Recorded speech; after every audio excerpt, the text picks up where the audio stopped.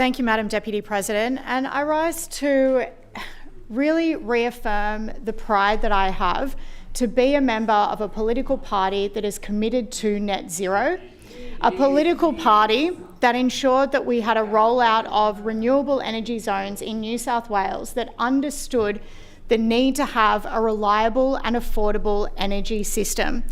I'm one of the youngest members of this place, I think the second youngest, and I grew up watching shows like Captain Planet. I grew up knowing about the Kyoto Protocol being signed in 1997. I grew up in primary school learning about the greenhouse gas effect and global warming. These were concepts that were fundamental to our education, and we have understood in my generation, I'm a millennial, since we were born, that protecting the environment required effort and action. And what was often given to us as an example of how environmental action could work well was the CFCs destroying the ozone layer.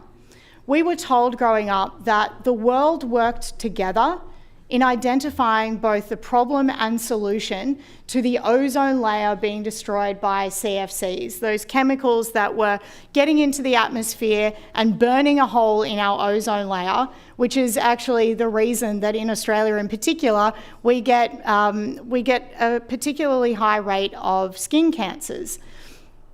We understood from an early age as millennials that protecting the environment took work and it took effort, and it was something worth fighting for. And this example of protecting the ozone layer gave us hope.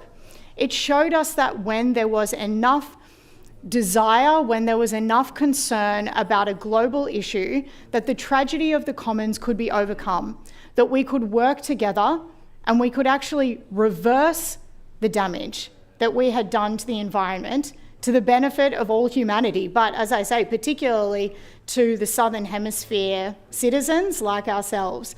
And we see that the environment has a capacity to, dare I say, heal itself. Nature is healing when we allow it to do so.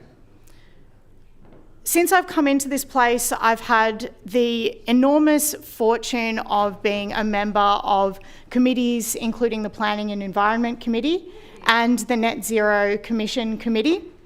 I have been able to listen to experts in the field of climate change and environment and biodiversity who over and over again tell us that climate change is truly a fundamental and existential threat, not necessarily immediately, but that if we don't act now, the compound effects that will occur if we don't arrest the incredible effects of a greenhouse gas effect, then we have a future of extreme weather events, which we have already been experiencing. I mean, it's the fable of the boiling frog.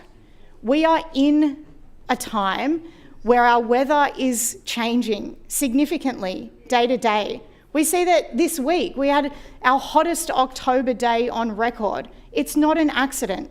These things, these 1 in 100-year events, 1 in 50-year events, 1 in 200-year events, whether it's flooding or bushfires, they are happening more and more frequently, and it is no accident. I grew up in the Sutherland Shire where in 1994 we experienced horrific bushfires. It is something that I will never forget, looking across the valley, the Warrenora River and Como on the other side. Como was up in flames, and my uncle and my father stayed on our property. They were on the roof hosing down embers so that our property wouldn't catch alight. But on the other side, Como was being engulfed in flames and people died.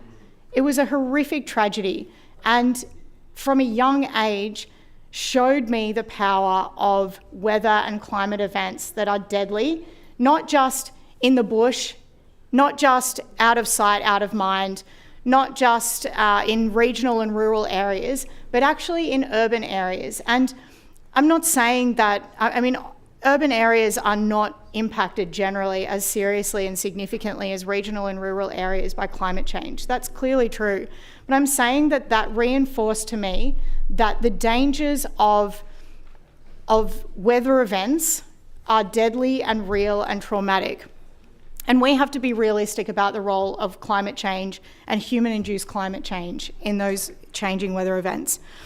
I will also say that in the Renewable Energy Zones inquiry, I was on the committees in Tamworth, and we got to hear from Mayor Sam Copeland.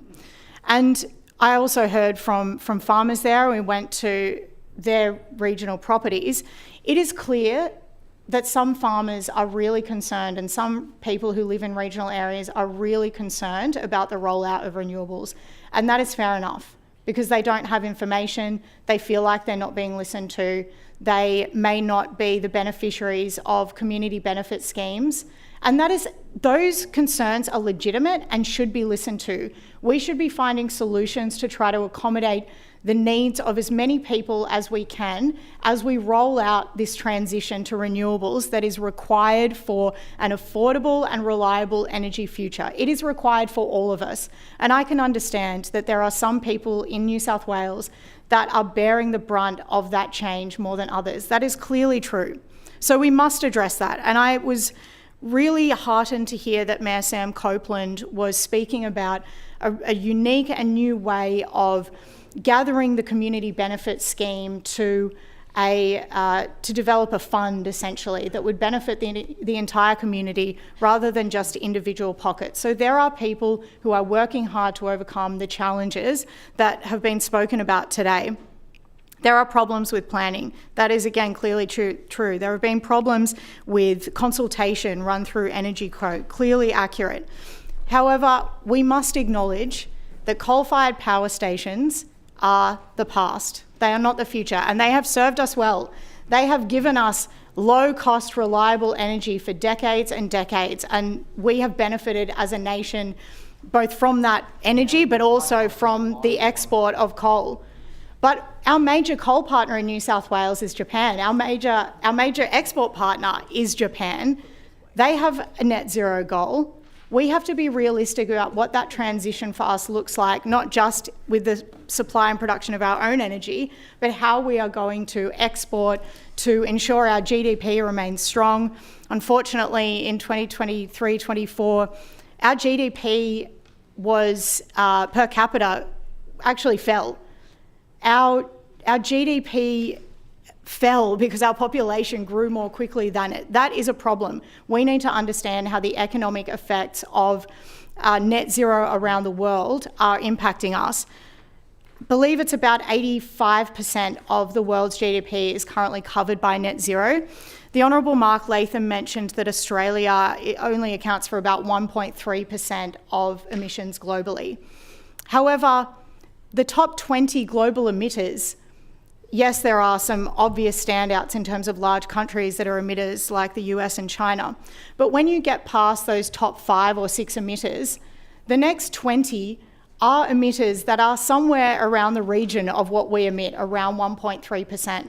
That is why we must not allow the tragedy of the commons to overcome this conversation of global community making so that we can overcome the devastating effects of what a greenhouse gas effect means for our weather and our climate.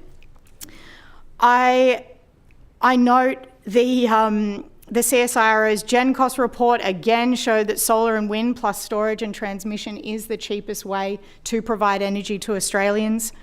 I want to also note that even if individuals in this place are sceptical about the climate, and even if there is scepticism about renewables, the cold, hard political reality is that Australians want action on climate change. They want to see governments that are doing their absolute best to meet climate targets, net zero by 2050 in Australia. I was proud to be in a party that strengthened New South Wales legislation to ensure that we have a 2035 goal, a 70% reduction in emissions, and that is something that we should be enormously proud of. That is something that we should be talking about, but more importantly, that is something that we should be acting towards, and we should be holding every government in Australia, and particularly this Labor government in New South Wales, to account to achieve that goal of net zero by 2050.